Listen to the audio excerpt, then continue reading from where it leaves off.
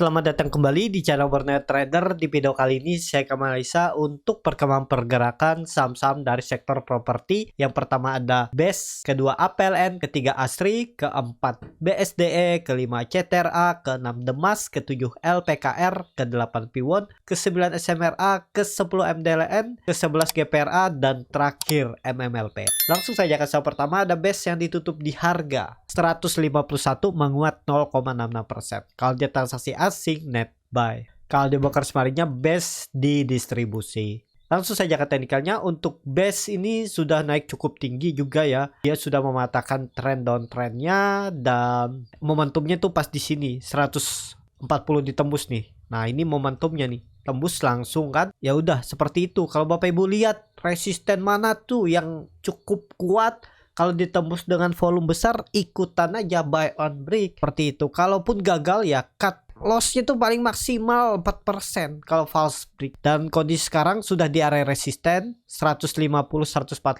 dan dia membentuk candle hammer terbalik. Agak rawan sih menurut saya, perlu hati-hati lah untuk BES. Jadi seperti itu aja untuk BES. Lebih ke wait and see kalau saya lihat untuk BES ya. Ketinggalan kalau maksa masuk harga sekarang itu agak rawan. Tapi ya ada peluang naik ya ada peluang. Resikonya yang dilihat dulu. Jadi seperti itu untuk BES. Langsung saja ke saham selanjutnya. Ada PLN yang ditutup di harga 134 sama harga penutupan hari sebelumnya. Kalau dia transaksi asing net sell. Kalau di broker sebenarnya APLN ada akumulasi walaupun tipis. Langsung saja ke teknikalnya. Untuk APLN lagi berjuang untuk naik. Dengan kondisi seperti ini Bapak Ibu bisa gunakan support yang harus dijaga itu 126-129. Nggak boleh turun dari itu. Sekarang kondisi seperti ini, kalau mau lebih konfirmasi tembus 140 sinyal bagus. Kalau Bapak Ibu yang punya di harga sekarang, pokoknya lihat aja minggu ini. Kalau APLN tembus 140 itu menarik. Bisa lanjut uptrend, apalagi saham-saham properti ini kayaknya gelagatnya itu uget mau pada naik ya. Jadi ada peluang lah. Tinggal lihat konfirmasinya minggu ini bisa tembus nggak 140 minimal ya. Atau 142 itu.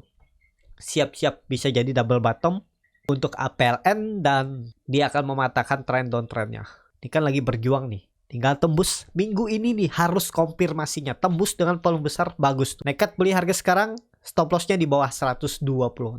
Seperti itu untuk APLN. Langsung saja ke saham selanjutnya. Ada ASRI yang ditutup di harga 178, start koreksi 1,65%. Kalau dia transaksi asing net buy. Kalau di broker kemarinnya ASRI di distribusi. Langsung saja ke teknikalnya. ASRI juga bagus. Dia terus membentuk higher high higher low selama 3 hari perdagangan. Dengan kondisi seperti ini ada peluang lanjut rebound lagi. Tapi namanya beli harga-harga atas nih resikonya jauh dari support ya. Kalau dilihat supportnya itu ada di 170. Resistennya tuh 182. Kalau dia balik ke arah atas lagi oke tuh minggu ini.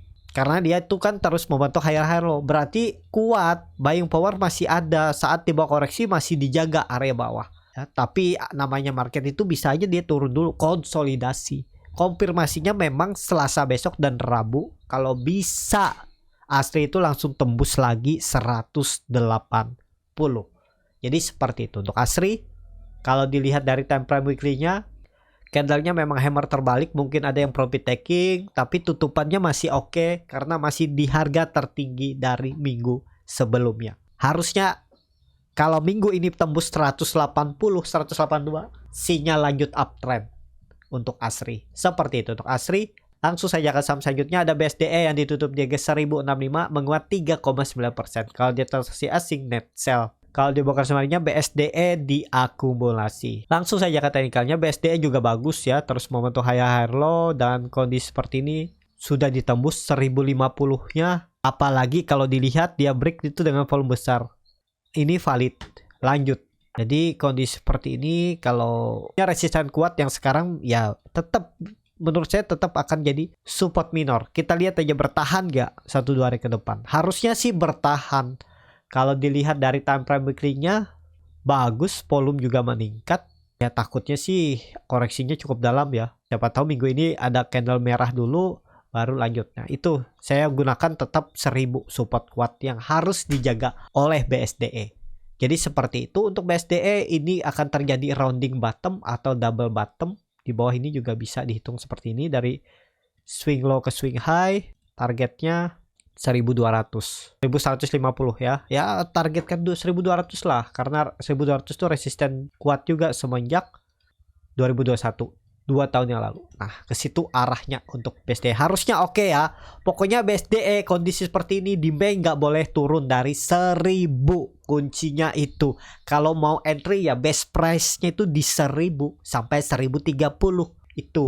Jadi seperti itu. Untuk BSDE langsung saja ke saham selanjutnya. Ada CTRA yang ditutup di harga 995, start koreksi tipis 0,5%. Kalau dia transaksi asing net buy. Kalau di broker kemarinnya CTRA masih ada distribusi. Langsung saja ke teknikalnya. Untuk CTRA ini lagi konsolidasi. Konsolidasinya juga cukup bagus. Kondisi seperti ini yang penting jangan turun dari 975, 960. Nah itu support yang harus dijaga.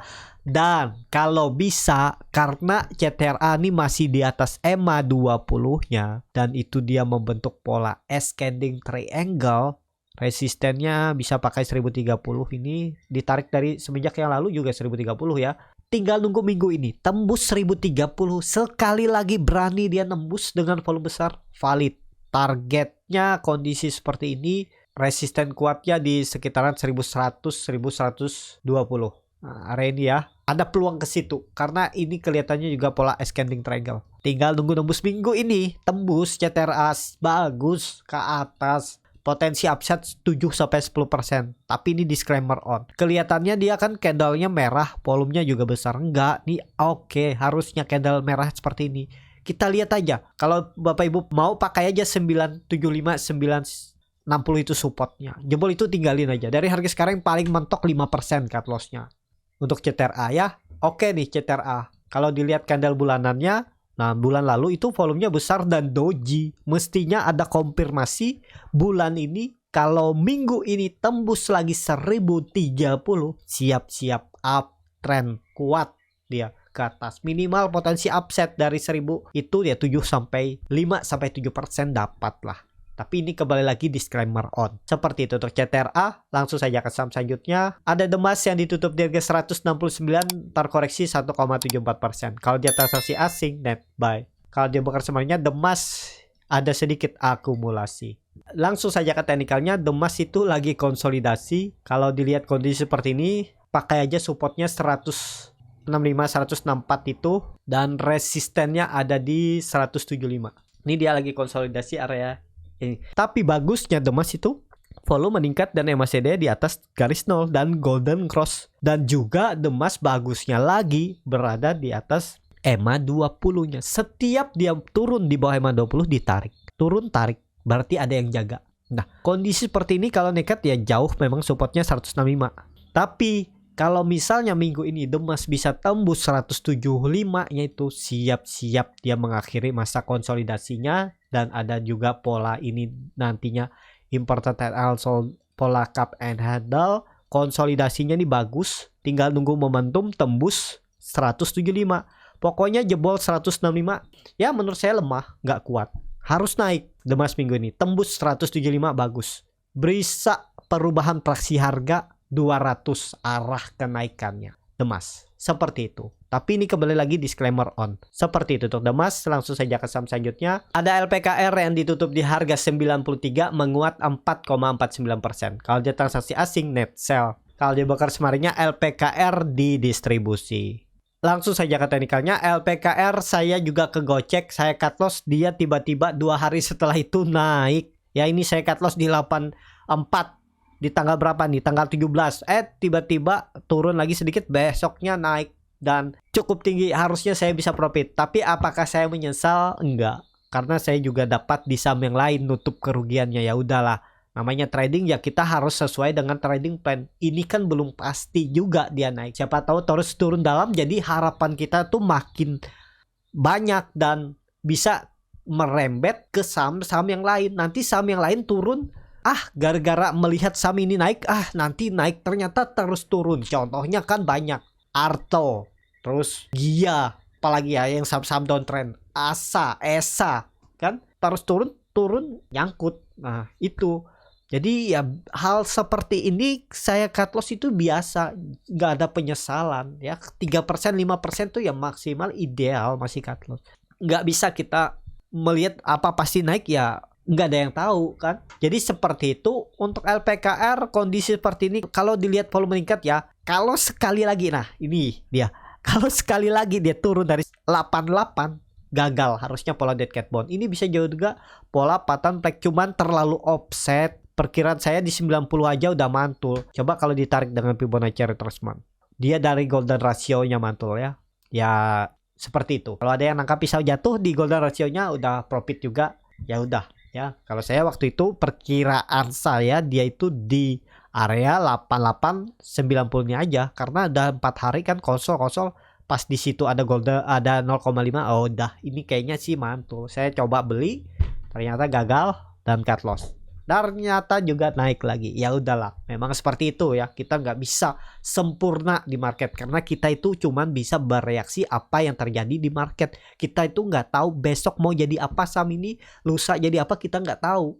Tergantung market maker. Kecuali kita temannya market maker, dia tahu nih, dia kasih tahu.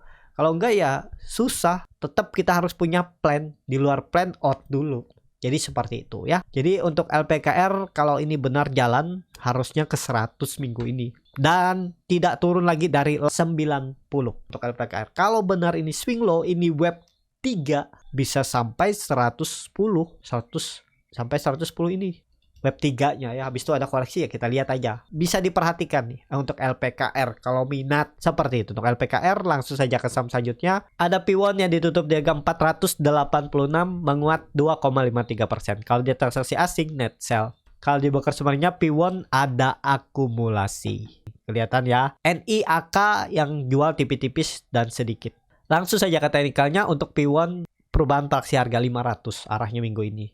Nah, nggak bisa ya dihindar-hindar lagi 500 sampai 510. Support yang dijaganya 474. Ini pokoknya nggak boleh turun lagi. Ini kelihatan kok konsolidasinya bagus. Kalau Bapak Ibu perhatikan gambar resisten 490. Nah, ini kan dia konsol nih. Setelah dia break, resisten kuatnya di 474, 478 tuh dia retest menarik lagi. Ini bagus. Harusnya masih ke atas. Untuk P1 ya targetnya 500-510 perubahan praksi harga P1 minggu ini. MACD juga mengarah ke atas membentuk golden cross. Kalau dilihat dari time frame weekly-nya juga ekornya panjang. Memang volume nggak terlalu besar tapi oke. Kalau dilihat dari candle bulanannya volumenya besar dan candle bulanan MACD-nya golden cross dan bar chart di atasnya juga terbentuk. Sepertinya sinyal lanjut naik. Jadi seperti itu. Untuk P1 langsung saja ke saham selanjutnya. Ada SMRA yang ditutup di harga 560 sama harga penutupan hari sebelumnya. Kalau di transaksi asing net sell. Kalau di broker summary-nya SMRA ada sedikit akumulasi walaupun tipis. Langsung saja ke teknikalnya. SMRA juga bagus. Ini lagi mencoba naik. Polanya juga bagus. Ada pola cup and handle dengan target kenaikan 565 570. Tembus itu siap-siap uptrend. Itu juga ada pola cup and handle. Momentumnya bagus. Kelihatan saham-saham properti juga arahnya naik. Dan ini polanya. Dia berhasil break dari trendline downtrend di pola cup and handle-nya. Setelah 5 hari koreksi dan rebound. Momentumnya 570. 565 tembus. Minggu ini siap-siap baru awal mencoba uptrendnya. Targetnya 650 ya. Nah area TS nih. Resisten semenjak Desember 2022. 6 bulan yang lalu. Wah cantik nih. Kalau nekat beli bisa nggak? Masih bisa. Tapi itu hitung aja risk rewardnya. Seperti itu. Untuk SMRA kalau dilihat dari time frame weekly-nya juga bagus. Volume meningkat. Momentumnya sih tembus 565-nya minggu ini. Harusnya loh ya tembus. Kalau dilihat dari candle bulanannya bagus. Walaupun memang belum sempurna. Minggu depan harusnya lanjut ke atas. Seperti itu. Untuk SMRA langsung saja ke saham selanjutnya. Ada MDLN yang ditutup di harga 80 menguat 14,28%. Kalau dia transaksi asing net buy. Langsung saja ke teknikalnya. MDLN luar biasa nih, ada tarikan dan tutup di level psikologisnya 80. Harusnya sih bagus ya. Cuman kalau dilihat seperti ini supportnya ada di 70. Kalau nekat dibeli harga atas nih caranya gimana? Caranya ya dengan cara scalping. Gimana melihat bid offer dan lainnya. Lihat buying power. Kalau Bapak Ibu tertarik untuk belajar itu, untuk trading di saham volatilitas tinggi, saham-saham gorengan seperti MDLN ini ya bisa dapat profit 3-5% bisa. Tapi pas momentumnya bener ya. peluang besar sih lanjut untuk MDLN karena tutupannya di harga tertingginya. Targetnya kalau melihat seperti ini, trend downtrend semenjak Januari 2023 itu sudah dipatahkan. Valid harusnya, tapi support kuatnya untuk swing trade itu ada di 70. Tinggal Bapak Ibu hitung aja gimana strateginya. Harusnya sih oke untuk MDLN. Seperti itu untuk MDLN. Langsung saja ke saham selanjutnya. Ada GPRA yang ditutup di harga 107 menguat 7%. Kalau dia transaksi asing net buy. Kalau dia bekas kemarinnya GPRA ada akumulasi. Langsung saja ke teknikalnya, GPRA juga bagus. Ya, saham-saham gorengan sepertinya ada create volume juga ya, sepertinya ini saham-saham sering di crossing kiri kanan dan 105 resisten minornya sudah ditembus. Resisten semenjak Desember 2022, 6 bulan yang lalu. Target kenaikannya kalau ini konfirmasi breakout 128 area atas ini ya targetnya untuk GPRA. Kalau nekat beli support kuatnya di 100, support minornya di 105. Hitung aja bagaimana strategi Bapak Ibu untuk GPRA. Harusnya sih masih oke ya. Tapi perlu hati-hati kalau beli harga pucuk saat market berjalan.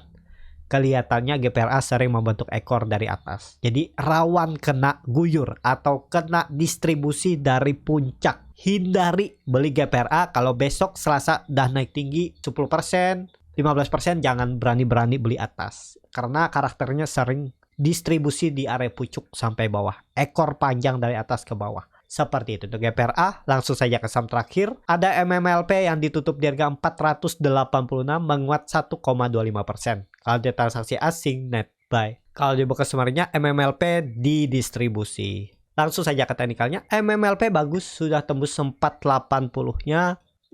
Ini udah valid karena volume juga mulai meningkat. Sepertinya sinyal dia akan melanjutkan kenaikan. Trend downtrendnya sudah dipatahkan dan itu ada pola symmetrical triangle. Dah lebih dari 20 hari, ini bahkan 6 bulan. Harusnya ini valid break. Stop loss kalau ditutup di bawah 474 itu aja. Pokoknya tutup di bawah itu tinggalin, gagal. Lama lagi nunggunya. Kalau Bapak Ibu nggak mau stop loss, kelihatannya kan mungkin konsolidasi lagi di bawah. Ya sabar, tunggu aja.